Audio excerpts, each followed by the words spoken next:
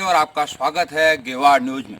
आज हमारे साथ हैं समाजवादी पार्टी के दोरहाट से गणेश कांडपाल जी जो प्रत्याशी हैं। सर आपका बहुत बहुत स्वागत है। धन्यवाद, बहुत बहुत धन्यवाद। आप जनता के बीच में जा रहे हैं, आपसे ये सवाल पूछना चाहते हैं, जनता के बीच में क्या आपको उम्मीद मिल रही है सर? देखिए सर, हम लोग क्योंकि विधानसभा हमारी बहुत बड़ी है और जहाँ जहाँ गाँव में हमें जनसंपर्क अभियान के तहत हम लोग मिल रहे हैं लोगों से, तो काफ़ी अच्छा रिस्पॉन्स है लोगों का जी। क्योंकि लोग थोड़ा नयापन चाहते हैं और थोड़ा सा बदलाव भी चाहते हैं। और महंगाई और जो हमारे बुनियादी जिन मुद्दों पे हम चुनाव लड़ रहे हैं उन्हीं वही बातें हम उनके साथ कर रहे हैं, तो सभी का बहुत अच्छा रिस्पॉन्स हमें मिल रहा है। सर आप किन किन मुद्दों में चुनाव लड़ रहे हैं? देखिए सर, हमारा मुख्य मुद्दा है बेरोजगारी। उसके बाद दूसरा मुद्दा हमारा है जो एजुकेशन डिपार्टमेंट के अंदर जो कमियां हैं, छोटी छोटी खामियां हैं, और हेल्थ सेक्टर में बहुत बुरा हाल है, और हमारी खेती एक तरह से ख़त्म हो गई है। क्योंकि जिस पे हमारा 90% जो हमारी जनसंख्या पहाड़ की है, जो उस पर डिपेंड थी, वो कुछ जंगली जानवरों ने बर्बाद कर दी है, कुछ बंदरों ने बर्बाद कर दिया है, और कुछ सरकार की गलत नीतियों ने बर्बाद कर दिया है। क्योंकि जैसा आपको पता होगा, जब उत्तराखंड का गठन हुआ था और उस गठन में तुरंत उसके गठन के बाद कुछ अध्यादेश पारित हुए थे, जैसे कि अगर हमारी खेती में जंगली जानवरों के द्वारा अगर कोई नुकसान होता है तो उसके मुआवजे की अमाउंट बहुत अच्छी तरह से अखबारों में और सरकारी कागजातों में डिक्लेयर है। और अगर कुछ जंगली जानवरों ने जनहानि भी बहुत करी है, कई क्षेत्रों में हुई हैं, तो उसमें सीधे सीधे सरकार द्वारा ये सारी पार्टियों के साथ मिल करके वो मत पारित था कि 25 से 30 लाख रुपए उस जहाँ पे जनहानि हुई है उनको भी दिया जाएगा। लेकिन वो अभी तक सिर्फ कागजों में है, और जो जंगली सूकर और बंदरों ने जो फसलें सारी बर्बाद कर दी है, उससे आज लोग अपने खेतों को बंजर छोड़े। और मेरे एक मित्र हैं यहाँ पे, उन्होंने अपना लदा हुआ लीची का पेड़ काट दिया था। क्यों काटा था? क्योंकि वो उनके ठीक घर पे था, बरामदे में था, और बंदरों से निजात पाना या उनके बंदरों के खिलाफ कोई नीति सरकार की नहीं है जो जिससे कि उसकी रोकथाम करी जाए, है ना। और आप पिछले 1-2 साल में देखिए, उन बंदरों की उनकी तो तादाद बढ़ेगी, क्योंकि हमारे पास कोई पुख्ता या कोई इस तरह का हमारी कोई नीति नहीं है कि हम उससे किस तरह से अपनी फसल को बचाएं। सर आपके जो है खिलाफ जो है मदन बिष्ट भी हैं और अनिल शाही भी हैं और पुष्पे त्रिपाठी भी हैं, कैसे मुकाबला कर रहे हैं? देखिए सर, कोई किसी के खिलाफ नहीं है। पार्टी विशेष से किसी क्षेत्र का कोई विकास नहीं हुआ है। विकास करने के लिए व्यक्ति विशेष की आवश्यकता होती है। कांग्रेस का अपना एक जनमत है, बीजेपी का अपना एक जनमत है, और बाकी पार्टियों का अपना एक जनमत है। क्षेत्रीय पार्टियां जो भी हैं, क्षेत्रीय पार्टियों का एक ड्रॉबैक वहाँ पे सामने आता है। जब क्षेत्रीय पार्टी कोई अपना चुनाव जीतती है तो उनके पास किसी तरह का वैसा बैकअप नहीं है जो जितनी की आज हमें आवश्यकता है। चाहे वो केंद्र का बजट हो, चाहे वो राज्य सरकार का बजट हो। उत्तराखंड पहले ही एक बहुत बड़े कर्जे में डूबा हुआ है, और आज सुबह का आप अखबार देखिए, उत्तराखंड रोडवेज के कर्मचारियों को पिछले 2 माह का वेतन अभी तक डिसबर्स नहीं हुआ है, और कहीं फ्री स्कीम है, कहीं कुछ है। क्योंकि एक बहुत सामंजस्य की ज़रूरत है, कि स्ट्रेटजी की ज़रूरत है, और बहुत बड़े कामों की ज़रूरत नहीं है। 5 प्राइमरी स्कूलों के बजाय एक ही प्राइमरी स्कूल और उसमें 5 अध्यापक हों, वो ज़्यादा अच्छा है बजाय कि 5 स्कूलों में एक अध्यापक हो। इसी तरह से मैंने स्वास्थ्य सेवाओं के बारे में आपसे डिस्कशन किया, इससे पिछले इंटरव्यू में भी डिस्कशन किया। हमारे पास 24 कमरों का 25 कमरों का अस्पताल है। उन अस्पतालों में ना तो कोई एक्सरे मशीन है, ना कोई सीटी स्कैन है, ना किसी तरह की प्रसव के लिए पूरी सुविधाएं हैं। बस ये है कि हाँ, अगर किसी स्त्री का प्रसव होता है तो उसमें उनको 1000 रुपये 2000 रुपये मिलेंगे। उस 2000 रुपये 2000 रुपये तब लेंगे जब वो उनका प्रसव अच्छे से होगा और उनको प्रॉपर दवाइयाँ मिलेंगी। तो ये सुविधाएं कहाँ हैं? 21 साल में दोरहाट विधानसभा में क्या बदला सर, ये पूछना चाहता हूँ। देखिए सर, मैं तो आपको पहले भी बताया है, आप मुझसे बहुत अच्छे से परिचित हैं। जो 24 से 25 साल की मेरी अपनी प्राइवेट नौकरी की अपनी जो यात्रा रही है, तो मैं बहुत एक्साइटेड था जब मैं अपने गांव आया कि मैं यहाँ पे अपना कुछ रोज़गार शुरू करूँगा और अपने कुछ भाइयों को रोज़गार दूँगा। तो देखिए, मैं बहुत खुले शब्दों में बोलता हूँ और शॉर्टकट आपको बताता हूँ कि वो रोज़गार मैंने उसके लिए जब मैंने अपने लिए ज़मीन खरीदी यहाँ पे, और उसका जैसे ही पूरा प्रोजेक्ट तैयार किया, तो उस प्रोजेक्ट को तैयार करने के बाद मैंने प्राधिकरण को कुछ फीस जमा करी। वो कितनी फ़ीस है वो जब आप कोई कॉमर्शियल प्रोजेक्ट करेंगे तो सर आपको उस चीज़ का पता चलेगा। तो प्राधिकरण उसके बाद निरस्त हो गया। कोरोना के टाइम पे हमने उस होटल का कंस्ट्रक्शन वगैरह रोक दिया क्योंकि हमें मालूम था बहुत सारे कंस्ट्रेंट हैं। लेकिन मैं अब कुछ अधिकारियों से मिला, मैंने उनसे रिक्वेस्ट की कि सर ये जो पैसा है एक अच्छी अमाउंट है, तो आप इसको मुझे रिम्बर्स कर दीजिए क्योंकि अब प्राधिकरण अभी निरस्त है। तो उन्होंने कहा इस तरह का कोई प्रावधान नहीं है। लेकिन सरकारी नीतियों में आप देखिए, अगर 15 से 20 रुपए का भी कोई हमारे किसी भी साथी की कोई देनदारी अगर किसी सरकारी विभाग की होती है तो तुरंत नोटिस शूट हो जाते हैं, नॉन अवेलेबल वारंट आ जाते हैं। तो देखिए, नीतियाँ सब जगह पे हर क्षेत्र में हर तरह का नियम लागू नहीं होता है। अगर आप शहरों में देखेंगे तो वहाँ पर किलोमीटर गाड़ी चलती है और पर किलोमीटर के हिसाब से पैसा ड्राइवर भाई को दिया जाता है। यहाँ ऐसा नहीं है। अगर वो ऐसा करेगा, रानीखेत अप डाउन करने में 116-17 किलोमीटर अगर वो अप डाउन करने में उसका पूरा दिन खराब होता है, इसलिए उसकी मजबूरी है, उसके लिए 3 से 4 हज़ार रुपये वो चार्ज करते हैं। सर बार बार मैं आपसे सवाल पूछ रहा हूँ कि मदन बिष्ट जो है धनबल से आगे हैं, अनिल शाही धनबल से आगे हैं, बिल्कुल सर। पुष्पे त्रिपाठी धनबल से आगे हैं, बिल्कुल सर। आप कैसे मुकाबला करेंगे ये जानना चाह रहे हैं। देखिए सर, मेरा पहला चुनाव है, मेरा कोई पीछे कोई ऐसी राजनीतिक पृष्ठभूमि भी नहीं रही है। लेकिन हाँ, मैं समाज का एक सेवक रहा हूँ। मैं जहाँ भी अपनी नौकरियों में रहा, पीछे प्राइवेट नौकरी जो भी मैंने की हैं, और जहाँ जहाँ मैं गया हूँ, तो मैंने सिर्फ ये देखा कि मैंने अपने क्षेत्र विशेष या अपने परिचितों के लिए ही नहीं किया। जहाँ पे भी मुझे किसी मेरे साथी ने मेरे से मदद करने के लिए कहा, और मुझे जब ये पता चला कि वो उत्तराखंड से बिलोंग करते हैं, तो मैंने उनकी जो मदद हो सकती थी मैंने उनकी मदद करी। अब रही बात सर कि मैं किस तरह से चुनाव लड़ूंगा, किस तरह से मुकाबला करूंगा, ऐसी बहुत सारी पार्टियां हैं। देखिए, धन और बल, ये तो आपकी बात सही है कि इसके बगैर बात तो हो सकती है लेकिन काम नहीं हो सकता है ना। और हमारे पास ऐसा धन नहीं है कि मैं वोटों की खरीद फरोख्त करूंगा या मैं फिर किसी को किसी तरह का प्रलोभन दूंगा, क्योंकि मैं तो सिर्फ एक जनता का सेवक हूं। अगर मुझे मौका मिलता है, मेरा एक अच्छा जनाधार बनता है, तो मैं एक पढ़ा लिखा युवा हूं, मैं उसके लिए फ़ाइट कर सकता हूं, मैं अपने पार्टी प्रमुख से बात कर सकता हूं। और देखिए, हम लोग कोई बिना स्कोर के यहाँ पे काम नहीं कर रहे। कांग्रेस में माननीय मदन बिष्ट जी जो भी हमारे अच्छे प्रेमी आदमी रहे हैं और बहुत अच्छे व्यक्ति है मैं कहूँगा, और अनिल शाही जी का अपना एक वोट बैंक है, और वो राष्ट्रीय पार्टी वो भी है, राष्ट्रीय पार्टी हम भी हैं। लेकिन हमारे पास पहले से एक बहुत स्ट्रॉन्ग जनाधार है, क्योंकि देहरादून हरिद्वार में हमारे पास सीट पहले से है, और उत्तर प्रदेश में सरकार बनने जा रही है, तो आपको पता ही है, कल का आपने इलेक्शन देखा होगा।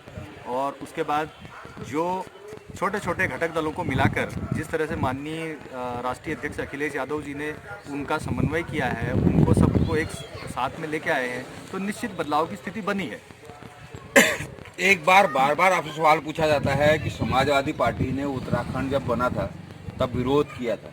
बिल्कुल आपका सही सवाल है सर, क्योंकि आधी अधूरी नॉलेज के साथ में कोई कुछ भी बोलता है, क्योंकि अवेयरनेस कभी भी अच्छी चीज़ के लिए क्रिएट करने में बहुत समय लगता है और बहुत ताकत लगती है, और नेगेटिविटी को फैलाने में या नेगेटिव बातें करने में कुछ समय नहीं लगता। एक ने दूसरे को कहा, ये बज क्रिएट हो जाता है बहुत जल्दी, विद इन 5 to 10 मिनट बज क्रिएट हो जाता है। लेकिन आप कौशिक समिति की रिपोर्ट पढ़िए। मैं ये कहना चाहूँगा, और जो भी इस बात को दोहराते हैं, मैं उन सभी से निवेदन करना चाहता हूँ कि आप प्लीज़ कौशिक समिति की रिपोर्ट को पढ़िए, क्योंकि ये एक मैसेज गलत दिया गया था। हाँ, मैंने काफ़ी समय पहले कंपनी फिल्म देखी थी जिसमें चंदू नाम के किरदार को गलत मैसेज दिया जाता है कि तुम्हें कुछ लोग मारने के लिए आ रहे हैं। तो आप ये बताइए, वो फूलों की माला लेके तैयार रहेगा?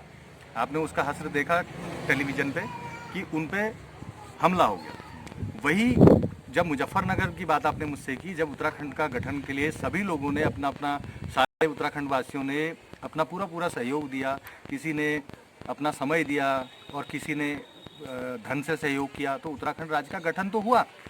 लेकिन यहाँ से कुछ जो सत्ता पक्ष या विपक्ष उसमें नहीं होता है। दंगे कराने वाले सत्ता और विपक्ष की बात में हो, सत्ता में हो विपक्ष में हो, दंगा कराने वाला तो दंगेबाज होता है। तो यहाँ से जो फ़ोन किया गया मुजफ्फरनगर के अंदर और यूपी के अंदर जितने भी बड़े बड़े अधिकारी थे, उनको एक गलत मैसेज दिया गया कि यहाँ से उत्तराखंड में कुमाऊं रेजिमेंट कोर और गढ़वाल रेजिमेंट कोर के जितने भी रिटायर्ड हमारे सिपाही हैं और जो भी अधिकारी हैं, उनके साथ में 500-600 लोग डंडे लेकर चल रहे हैं और उनके हाथों में बड़े बड़े पत्थर हैं। इस तरह का मैसेज जब कोतवाली में वहाँ प्रशासन को जब इस तरह की गलत खबर दी गई तो प्रशासन अलर्ट हुआ और उन्होंने अपनी पूरी पुलिस फोर्स को वहाँ पे तैनात किया, क्योंकि पुलिस फोर्स दंगा कराने के लिए नहीं होती है, वो गोली चलाने के लिए नहीं होती। वो भी हमारे भाई लोग थे जो जिनकी वहाँ पे जिन्होंने शहादत दी, मैं उसको शहादत ही बोलूँगा क्योंकि वो निर्दोष मारे गए। तो जब बैरिकेडिंग लगी थी, उनकी बहस हुई, और अगर मेरे पीछे भी 50 लोग खड़े होंगे तो थोड़ा जोश तो आता ही है, क्योंकि जनाधार में इसीलिए आपसे मांग रहा हूँ कि कोई भी चीज़ को करने के लिए जनशक्ति, जनाधार की बहुत आवश्यकता है। तो जब उनकी बहस वहाँ पे हुई और तू मैं हुई, तो वो पुलिस पे वो भारी पड़े या पुलिस उन पे भारी पड़ी, ये भी कौशिक समिति के अंदर लिखा हुआ है। तो जैसे ही भीड़ जो है आतंकित हुई, और उधर से भाई वो तो प्रशासन ही है, उन्होंने उन्हें रोकने का पूरा भरसक प्रयास किया, लेकिन वो भीड़ इस तरह से नहीं रुकी। उसमें से कुछ लोगों सवाल ये भी है कि अखिलेश यादव यहाँ प्रचार के लिए क्यों नहीं आ रहे? देखिए सर, उत्तर प्रदेश एक बहुत बड़ा प्रदेश है, अगर उसके टुकड़े करे जाएं तो उसमें से 25 उत्तराखंड निकल जाएंगे, ये आपको मालूम है। और उत्तर प्रदेश की राजनीति, उत्तर प्रदेश पूरे भारतवर्ष में राजनीति का केंद्र बिंदु है। इवन दिल्ली से भी इतना फर्क नहीं पड़ता है जितना उत्तर प्रदेश से फर्क पड़ता है। तो हमारे जितने भी माननीय बड़े अधिकारी है और जो नेता लोग जितने भी हैं, माननीय अखिलेश यादव जी राष्ट्रीय अध्यक्ष जी, और मुलायम सिंह जी या डिम्पल यादव जी, ये सब लोग अभी वहाँ पे व्यस्त है। और हमारा यहाँ पे इलेक्शन के लिए जो मीटिंग हुई लखनऊ में, ये डिसीजन मेकिंग में थोड़ा सा हम लोगों को हमारी टीम ने समझ लिया, जिससे हम पूरी तैयारी, मैं कहूँगा कि हम बहुत जितना हम कर सकते थे उतनी पूरी तैयारी हम नहीं कर पाए, नहीं तो हर एक क्षेत्र से सीट निकल सकती थी हमारी। लेकिन फिर भी हम लोग जो प्रचार का माध्यम है, बाकी जो डिजिटल का माध्यम है, उससे पूरा प्रयास कर रहे हैं और 1 to 1 लोगों से मिल रहे हैं, उनको समझा रहे हैं, उनको ये बता रहे हैं कि आप वो हमें वोट क्यों दें। और इसीलिए हमें बहुत अच्छा रिस्पांस मिल रहा है, क्योंकि हम झूठे वादे उनके साथ में नहीं कर रहे हैं। हम उनको ये नहीं बोल रहे हैं कि हम आपके लिए 2 आपने कहा कि हम वोट क्यों दें, दोरहाट विधानसभा में आपको जनता वोट क्यों दे, ये सवाल। देखिए सर, मैं ये कहूँगा जो बिल्कुल बुनियादी मुद्दे दोरहाट विधानसभा में सर, देखिए द्वारहाट विधानसभा, ये चकुटिया और द्वारहाट विधानसभा एक ही है, लेकिन आप ये देखिए कि जो सरकारी महकमे में अधिकारी लोग हैं, चाहे वो तहसीलदार साहब हों, चाहे वो SDM साहब हों, जिस क्षेत्र से विधायक चुना जाता है उस क्षेत्र का थोड़ा सा ज़्यादा विकास इसीलिए होता है क्योंकि वो पहले अपने क्षेत्र के लिए करेगा। और मैं अपने विधानसभा स्पेशली चकुटिया ब्लॉक के अंदर जितने भी मेरे बूथ हैं, मैं उनसे हाथ जोड़ के निवेदन करना चाहता हूं कि मैं आपका बेटा हूं, आपका क्षेत्रवासी हूं, और यदि मुझे आपका जनाधार मिलता है और भविष्य में हम अगर यहाँ पे अपनी सरकार का गठन करते हैं, तो मैं सबसे पहले आपकी बुनियादी ज़रूरतों को पूरा करूँगा। और वो वोट मुझे क्यों दें, आपका बहुत अच्छा सवाल है कि 24 कमरे के हॉस्पिटल में एक एक्सरे मशीन नहीं है और अधिकारियों का कहना है कि इट्स वेरी टफ कि वो टेक्नीशियन हमें नहीं मिल रहा है। तो टेक्नीशियन जब फोर्स मिल सकती है, सुकोई विमान मिल सकता है, हिंदुस्तान, इम्पॉसिबल क्या है? नेगेटिव लोग नेगेटिव बातें करते हैं, तो इसीलिए वहाँ कोई एक एक्सरे मशीन थी, वो भी रानीखेत भेज दी गई है। दूरसंचार का माध्यम आप देखिए, इतने पूरे कोरोना काल के अंदर इस एक बहुत बड़ा अंतराल था, बहुत ही संकट का समय था, तो स्कूल बंद थे और सभी स्कूल कॉलेज के बच्चों ने अपना ऑनलाइन काम किया क्योंकि ऑफलाइन पढ़ाई नहीं हो रही थी। लेकिन तड़ाकताल इतनी सुंदर जगह है और हमारे इतने सारे भाई लोग और इतने परिवार वहाँ रहते हैं, लेकिन आप वहाँ जाके पूछिए, क्योंकि मैं वहाँ गया था, अपने कुछ कार्यकर्ताओं से भी मेरी मुलाकात हुई। वहाँ महीने में 3 दिन मोबाइल काम करता है, 3 दिन वो नेटवर्क काम करता है और 27 दिन वहाँ नहीं करता है। और उन्होंने सारी सिम्स, सारे ऑपरेटर बदल के देख लिए। रिलायंस भी वहाँ काम नहीं करता है, वहाँ वोडाफोन काम नहीं करता है, वहाँ आइडिया काम नहीं करता है। तो वो क्या करेगा जहाँ पे जिसका बच्चा ऑनलाइन पढ़ाई नहीं कर पा रहा है इस मॉडर्न ज़माने में, जहाँ पे कि आज का बच्चा अगर हम उसको अपने उम्र और अपनी क्लास से कंपेयर करते हैं तो वो 5th स्टैंडर्ड में इतना एडवांस चीज़ें सीख गया है, इतनी चीज़ें उन्होंने सीख ली हैं किसी भी क्षेत्र में, चाहे वो कंप्यूटर हो, चाहे वो किसी विशेष विषय की बात हो, तो वो सब कुछ डिजिटल के माध्यम से बहुत एक्सपर्ट हो चुके हैं और बहुत अच्छी पीढ़ी, युवा हमारी पीढ़ी तैयार हो रही है। तो देखिए, वो मुझे वोट क्यों दें, वो आप अपने आप से ये सवाल पूछिए कि क्या आपके लिए ये जो सड़क है हमारी, ये हमारे लिए बैकबोन है कि नहीं है, हमारे बिजनेस की बैकबोन है कि नहीं है। ये 4 किलोमीटर बनती है, 4 किलोमीटर फिर टूट जाती है। और यहाँ पे अगर बड़ी गाड़ियाँ, अगर 2 बड़ी गाड़ी आती है तो बहुत सारे ऐसे टर्निंग्स हैं जहाँ पे मोड़ पे लोग, जहाँ उन टर्निंग्स पे लोग हम पास नहीं दे सकते गाड़ी, है ना। तो डर लगा रहता है जब भी कोई बाहर निकलता है कि हाँ मैं रोड पे गाड़ी चला रहा हूँ, मैं किसी को पास नहीं दे पाया तो मर सकता हूँ। और पास ड्राइवर का अगर वो अपनी गाड़ी को बचाने के लिए अगर थोड़ा सा कम एक्सपर्ट हो तो गाड़ी खाई में जा सकती है। और आप देखिए कितने लोगों का एक्सीडेंट में उत्तराखंड के अंदर कितनी मौतें होती हैं और कितनी जनहानि होती है। सीधा सवाल आपसे पूछ लेते सर, दरहाड़ विधानसभा में समाजवादी पार्टी कितना आगे है? देखिए sir, it's very difficult to say, क्योंकि ये बहुत जल्दी है ये सब कहना। और वोट देखिए, वोट एक गुप्त वोट होता है, वोट किसी पार्टी को नहीं पड़ता है, वोट व्यक्ति विशेष को पड़ता है। और गुप्त वोट, ये वोट गुप्त इसीलिए होता है। समाजवादी पार्टी नंबर 1 में है, नंबर 2 में है, 3 में है सर, ये देखिए बताइए। सर, हम नंबर 1 नंबर 2 कहना भी गलत है, क्योंकि देखिए वोटों का खेल है। मैं एक दिल्ली में जब था तो राजनीति की उठापटक और राजनीति के समीकरणों को पे इतना क्लियरली बोलना अभी मेरा उतना अनुभव नहीं है, लेकिन मैं आपको कह सकता हूँ कि समाजवादी पार्टी नंबर 1 पार्टी हो सकती है दरहाड़ विधानसभा में। जी हाँ जी। ये थे गणेश कांडपाल जी हमारे साथ, और जो कह रहे हैं कि समाजवादी पार्टी जो है दरहाड़ विधानसभा नंबर 1 में है, ये कहना चाह रहे हैं जी हाँ जी।